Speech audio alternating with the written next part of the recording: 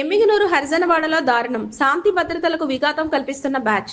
అర్ధరాత్రి 11 గంటలకు యువకునిపై 5గురు బ్యాచ్ మూకుమ్మడిగా భీకరమైన దాడి. ఇంటి వెనకాల రక్తపు గాయాలతో పడి ఉన్న అబ్బులు. భార్య లావణ్య హుటాహుటిగా ఎమ్మిగనూరు ప్రభుత్వ హాస్పిటల్కు తరలింపు. వైద్యుల పరీక్షలో క్షతగాత్రుడు అబ్బులకు తీవ్ర గాయాలుగా గుర్తించిన వైద్యులు. దాడి చేసిన హనో, చక్రి, శోభారాణి, యోహాను, జోజీ 5గురుగా తెలుసుకొని క్షతగాత్రుడి భార్య లావణ్య పోలీసులకు ఫిర్యాదు. పట్టణ పోలీసులు కేసు నమోదు చేసి విచారణ చేపట్టారు. శాంతి భద్రతలకు విఘాతం కలిగిస్తే ఎవరిని ఉపేక్షించేది లేదని స్పష్టం చేసిన పట్టణ సర్కిల్ ఇన్స్పెక్టర్ శ్రీనివాసులు. 11:30 తీసుకెళ్ళినారు సార్. ఏ ఫోను చక్రి అన్నోకు ముగ్గురు వచ్చి తీసుకుని పోయి మెత్తగా కొట్టినారు.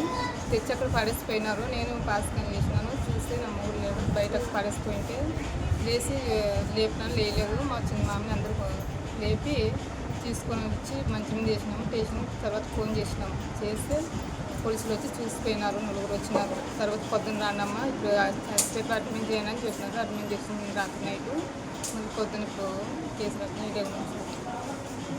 ఎంతమంది కొట్టినారమ్మా? వాళ్ళ పేర్లు ఏమి? ఇంటికి వచ్చి 3 రోజులు పోయినారు. అటు పోయిన తర్వాత 5 మంది దాకా కొట్టినారు. వాళ్ళ పేర్లు ఏంటి? ఏ ఫోను శోభారాణి, చక్రి, ఇంకా అన్నకు ఒకరి పేరు ఏమో